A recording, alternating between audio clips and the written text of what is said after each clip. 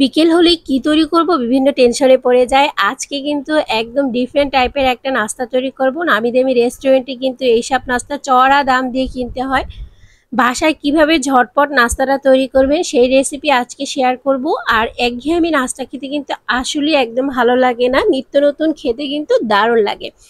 আজকে তৈরি করে দেখাবো নুডলস মিট বক্স, আর এটা খেতে কিন্তু দারুণ মজা, কিন্তু খুব সহজে তৈরি করে ফেলতে পারবেন।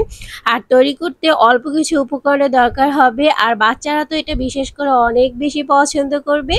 আর এটা টেস্টটাই পছন্দ করার মতো, এতটা মজা হয়ে থাকে। তো প্রথমে মিট বক্স তৈরি করার জন্য এখানে আমি পানি দিয়ে দিচ্ছি।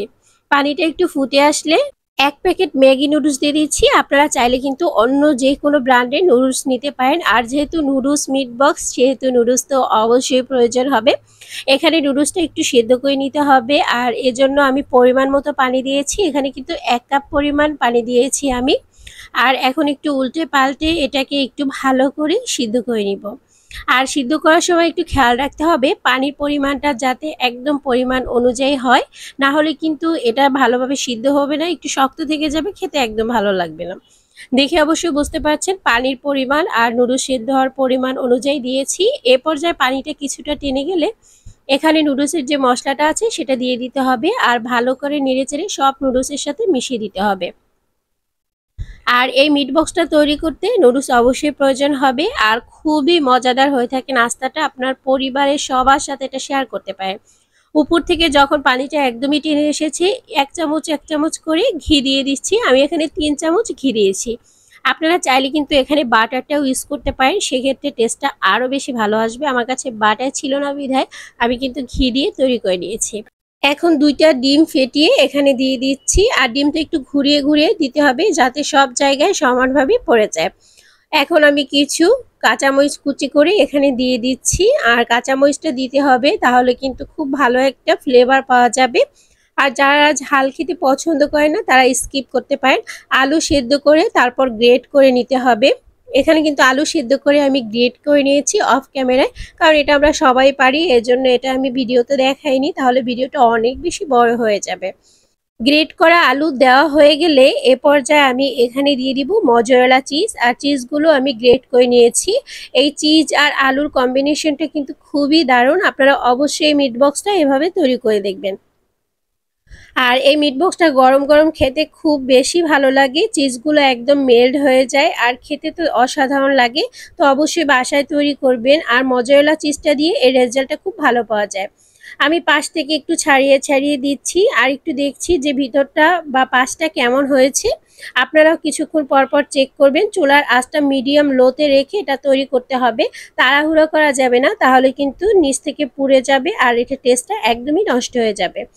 আর এখন একটু প্রেসার ক্রিয়েট করে সবগুলো মিট বক্স একসাথে যাতে একটু দলা পেকে যায় সেজন্য একটু প্রেসার ক্রিয়েট করে নিয়েছি। আর উপর থেকে এবার আমি সস দিয়ে দিচ্ছি। 2 টেবিল চামচ টমেটো সস দিয়ে দিচ্ছি, আপনারা চাইলে টমেটো কেচাপ দিতে পারেন। সসটা এখন ভালো করে একটু মিশিয়ে দিতে হবে, আর এটা কিন্তু একদম সুন্দর করে জমাট বেঁধে গেছে, দেখেই বুঝতে পাচ্ছেন। সস ভালো করে চারদিকে ছড়িয়ে দিতে হবে, আর নিচ থেকে এরকম করে আস্তে আস্তে করে ফাঁকা করে দিতে হবে। আর এ পর্যায়ে আমি একটা সসেস দিয়ে দিচ্ছি। আমি এখানে চিকেন সসেস নিয়েছি, আপনারা চাইলে যে কোনো সসেস এখানে দিতে পারেন। আর এখানে চাইলে যদি বাসায় হাতের কাছে সসেস না থাকে সেটাও কিন্তু স্কিপ করতে পারেন। তো এখন আমি একটু উল্টে দিচ্ছি, আর উল্টানোর সময় একটু সাবধানতা অবলম্বন করতে হবে যাতে এটা ভেঙে না যায়। এখন সামান্য পরিমাণ আবার ঘি দিয়ে দিবেন, তারপর এটাকে আস্তে আস্তে করে ভেজে নেবেন।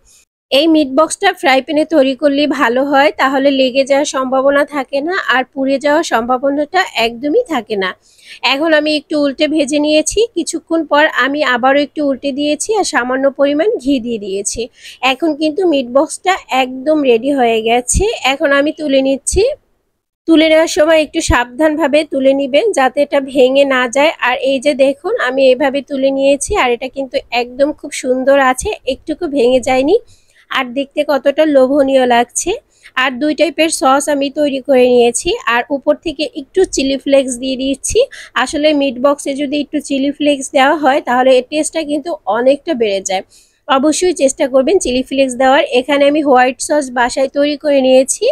অন্য একটা ভিডিওতে আপনাদের সাথে এটাও শেয়ার করব। আপনারা যদি হাতের কাছে হোয়াইট সস না থাকে শুধু টমেটো কেচাপ দিয়ে বা টমেটো সস দিয়ে এটা পরিবেশন করতে পারেন, কিন্তু বেটার রেজাল্ট পাওয়ার জন্য এই দুই টাইপের সস দিয়ে পরিবেশন করলে খুব বেশি মজা হয়ে থাকে।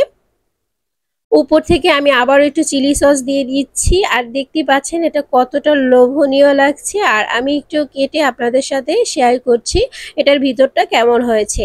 এই নুডলস মিট বক্সটা কিন্তু সবাই অনেক বেশি পছন্দ করে আমার বাসায়, আর এটা খেতে দারুণ মজা। অবশ্যই তৈরি করবেন আর আমার সাথে শেয়ার করতে ভুলবেন না যে কেমন হয়েছিল। আর এর ভিতরটা একদম চিজে ভরা আর পটেটো একদম মেল্ট হয়ে গেছে, খেতে কিন্তু খুবই ভালো লাগছে। তো কেমন লেগেছে আজকের রেসিপি অবশ্যই কমেন্ট সেকশনে জানাবেন। ভালো লাগলে লাইক শেয়ার কমেন্ট করবেন। যারা ফেসবুক থেকে দেখছেন পেজটি ফলো দিয়ে রাখতে পারেন, ইউটিউব থেকে দেখলে চ্যানেলটি সাবস্ক্রাইব করতে পারেন। আজকের রেসিপি এই পর্যন্তই। নেক্সট রেসিপি দেখার আমন্ত্রণ জানিয়ে এখানেই বিদায় নিচ্ছি। আল্লাহ হাফেজ।